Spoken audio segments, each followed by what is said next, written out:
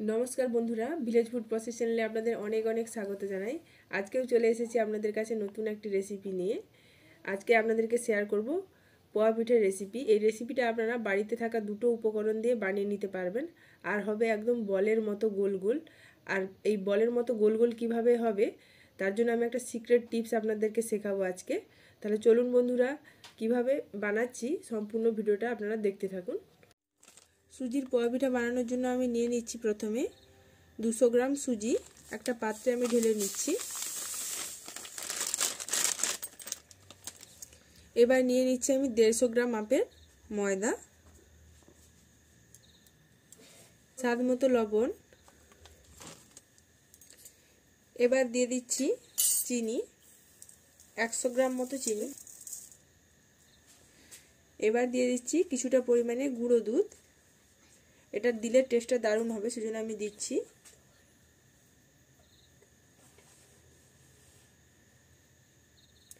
সমস্ত শুকনো উপকরণকে খুব ভালোভাবে মিশিয়ে নিচ্ছি প্রথমে। এবার অল্প অল্প জল দিয়ে একটা ব্যাটার তৈরি করে নেব।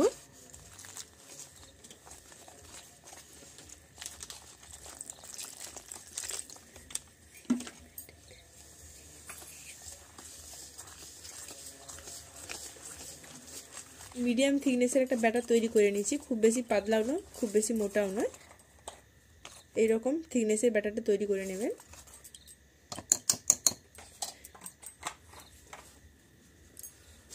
এবার আমি ঢাকা দিয়ে রেস্টে 15 মিনিটের জন্য রেখে দিচ্ছি। 15 মিনিট হয়ে গেছে, ঢাকাটা খুলে দেখছি। এই দেখুন সুজিটা কতটা ফুলে গেছে, আর চিনিটাও খুব সুন্দরভাবে গলে গেছে। আর একটু জল লাগবে, অল্প আর একটু জল দিচ্ছি।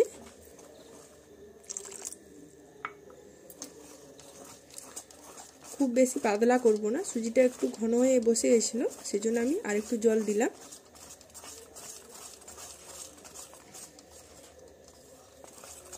খুব ভালোভাবে জলটাকে মিশিয়ে নেব সুজির মধ্যে। খুব ভালোভাবে মেশানো হয়ে গেছে। এই দেখুন ব্যাটারটা পুরো রেডি হয়ে গেছে। এবার আমি সামান্য পরিমাণে দিয়ে দিচ্ছি ফ্লেভারের জন্য এলাচের দানা। খোসাটাকে আমি বাদ দিয়ে দিয়েছি। সব কিছুকে খুব ভালোভাবে মিশিয়ে নেব। এই রকম ঘনত্বের ব্যাটারটাকে তৈরি করে নিয়েছি। এই দেখুন। এদিকে আমি একটা কড়াইতে কিছুটা পরিমাণে সাদা তেল গরম করতে বসিয়ে দিয়েছি। তেলটা গরম হয়ে গেছে।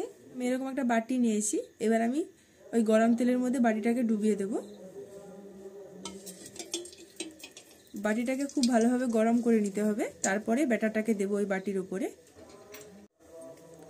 এবার আমি ছান্তা দিয়ে ওই বাটিটাকে তুলে নিচ্ছি আর তেলটাকে ঝরিয়ে নেব।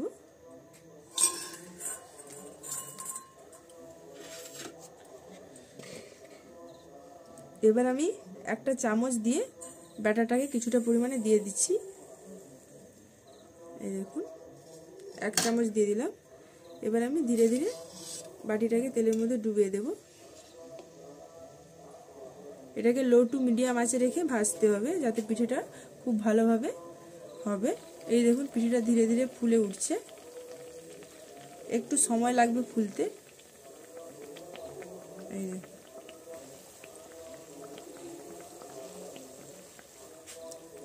এইভাবে উল্টে পাল্টে ভেজে নেব। এই দেখুন খুব সুন্দর বলের মতো হয়ে একদম ফুলে গেছে দুই সাইডটা।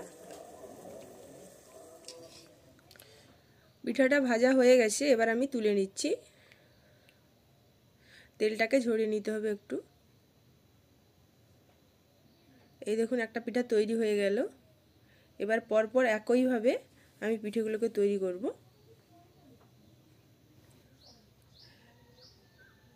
পিঠাটা তৈরির সময় মনে রাখতে হবে তেলটাকে একদম লো টু মিডিয়াম আঁচে রাখতে হবে, আর বাটিটাকে একদম গরম থাকতে হবে। তবেই পিঠাটা কিন্তু এরকম গোল গোল বলের মতো ফুলে উঠবে। আপনারা যদি বাটিটা আগে তুলে নেন তাহলে আবার বাটিটা গরম করবেন, আর যদি বাটিটা ভাজার সময় থাকে তাহলে সঙ্গে সঙ্গেই তেল থেকে তুলে তেলটা ঝরিয়ে বাটির উপরে ব্যাটারটা দিয়ে দেবেন। তারপর যেভাবে আমি দেখালাম সেভাবে তৈরি করবেন। দেখবেন একদম আমার মতোই এরকম গোল গোল পুরো ফুচকার মতো হয়ে ফুলে যাবে। এই দেখুন এই পিঠেগুলো বানাতে দারুণ মজার লাগবে। তো আপনাদের বারবার মনে হবে যে এই পিঠেটা বানাই। আর যখন পিঠে খুব ভালোভাবে তৈরি হবে তো মনের একটা অন্যরকম একটা অনুভূতি ফিলিংস আসবে, যাতে আপনাদের আরও উৎসাহিত করবে অনেকগুলো পিঠে বানানোর জন্য।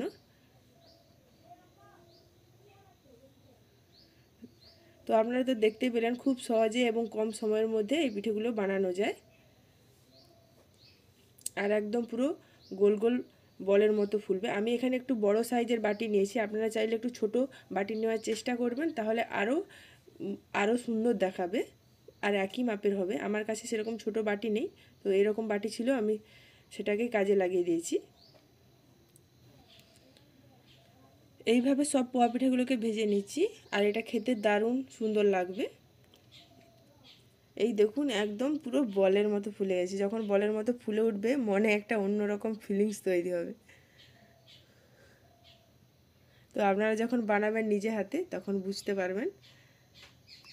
এই দেখুন একদম পুরো যেন তেলের উপর ফুটবল খেলা হচ্ছে।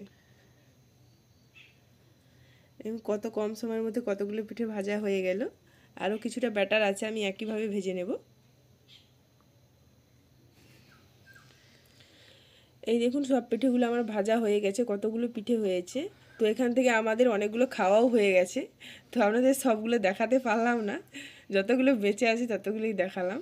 আর দারুণ হয়েছে, এই দেখুন কতটা নরম নরম তুলতুলে আর দারুণ। আপনাদেরকে একটা দেখাচ্ছি ফাটিয়ে। এই দেখুন